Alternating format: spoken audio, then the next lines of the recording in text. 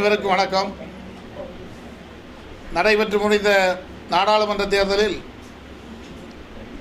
திருநெல்வேலி பாராளுமன்ற வேட்பாளராக போட்டியிட்ட எனக்கு மிக பெருவாரியான வாக்குகள் வித்தியாசத்தில் வெற்றி பெறச் செய்த இந்த தொகுதி மக்கள் ஒவ்வொருவருக்கும் என்னுடைய மனமார்ந்த நன்றியை தெரிவித்துக் கொள்கின்றேன். பாராளுமன்றம் வரும் திங்கட்கிழமை 24ஆம் தேதி நடைபெற இருக்கிறது. அந்த வாரத்தில் பாராளுமன்றத்தில் குறிப்பிடும் தேதியில் நான் பதவி பிரமாணம் செய்து கொள்ள செல்லுகின்றேன். தேர்தலில் வெற்றி பெற்றவுடன்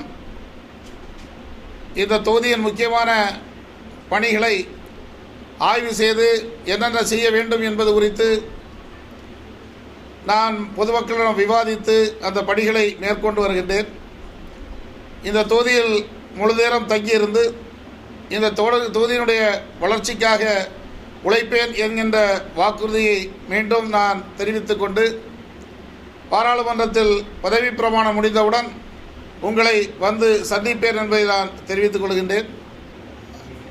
மாஞ்சோலையை பொறுத்தவரையிலும்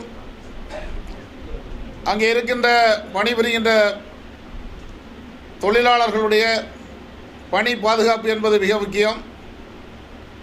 தமிழ்நாடு அரசும் அவர்களுக்கு ஆவண செய்வார்கள் என்கின்ற நம்பிக்கை எனக்கு உண்டு.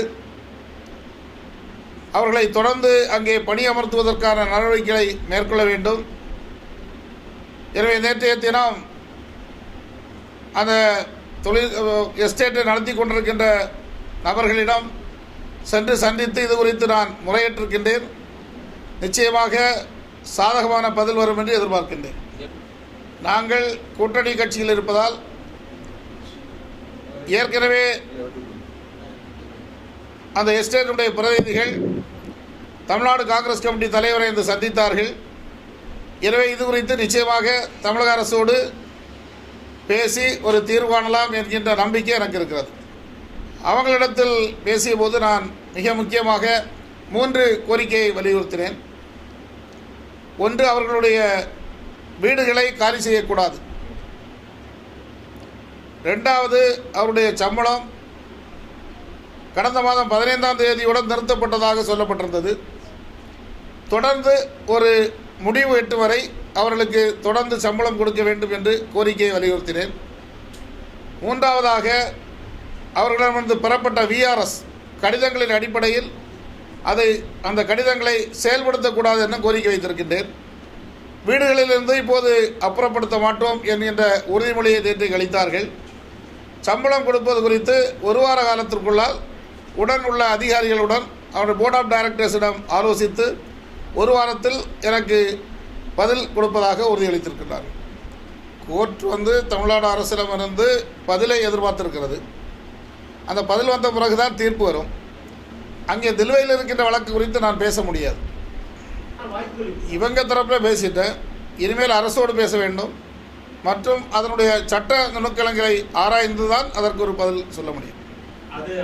அந்த தொழில் மண்டலத்தை உடனடியாக செயல்படுத்தி கொண்டு வருவதற்கு அனைத்து முயற்சிகளையும் மேற்கொள்வேன்.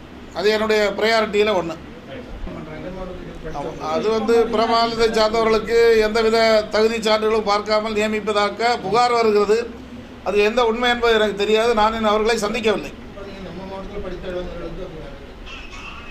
அதுதான் நம்முடைய முக்கியத்துவம். அவர்களை சந்தித்த பிறகுதான் அது குறித்து நான் சொல்ல முடியும். இல்லை, அது குறித்து நான் அவர்களை சந்தித்து இதை போன்ற குறைபாடுகளை அவர்களோடு பேசின பிறகுதான் அதனுடைய உண்மைத்தன்மை எனக்கு தெரிய வரும். பல்வேறு புகார்களின் அடிப்படையில் நான் உங்களிடத்தில் அஃபிஷியலாக பேச முடியாது. இல்லை, அப்படி யாரும் பேட்டியும் கொடுக்கல, என்கிட்ட யாரும் பேசவே இல்லை. ஏன்னா அங்கே மதம் கலப்பதற்கு வாய்ப்பு இல்லை. இல்லை, சபாநாயகர் வந்தார், சபாநாயகரும் அனுமதித்திருக்கின்றார். எனவே அதற்கும் மதத்திற்கும் எந்த சம்பந்தம் இல்லை. அப்படி யாரும் ஒன்றும் சொல்லவும் இல்லை. என்னுடைய தகவலுக்கு அப்படி வரவில்லை. யாரும் அப்படி பேசவில்லை. இல்லை, நான் என்ன இருக்கோ உண்மையை எழுதியிருக்கேன், அவ்வளோதான். அதை பற்றி நான் அதை புகாரையும் பார்க்கல. அந்த மாதிரி என்ன நிலுவையில் இருக்கோ அதை கொடுத்துருக்கேன், அவ்வளோதான். குலவணிகர்புரம் ரயில்வே மேம்பால திட்டம் மிக முக்கியமானது. நீண்ட காலமாக நிலுவையில் இருக்கிறது. அதற்கு நிச்சயமாக நான் முன்னுரிமை கொடுத்து அதை கொண்டு வருவதற்கான முயற்சி ஏற்படு. அதோடு ரயில்வே கோட்டம் அமைக்குவதற்கான நடவடிக்கை மேற்கொள்ளும். இணைப்பு கொடுத்து ஸ்டடி பண்ணிட்டு இருக்கு. அதை ஸ்டடி பண்ணி அறிக்கை அரசுக்கு தாக்கல் செய்து நடவடிக்கை எடுப்பேன். ஆமாம், அதுதான் நான் சொல்கிறேன். அந்த கோட்டம் அமைப்பதற்கான நடவடிக்கை எடுப்பேன்னு சொல்லிட்டு இருக்கேன். திருநெல்வேலி கோட்டம் அதான் முதலே சொல்லிட்டுறேன். என்ன கேட்டீங்க? அது நிச்சயமாக பாதாள சாக்கடை தடுக்கப்பட வேண்டும். அதோடு 2 கரைகளையும் சுத்தப்படுத்த வேண்டும் என்பது என்னுடைய கோரிக்கைகளில் ஒன்று. அதை செயல்படுத்தும்.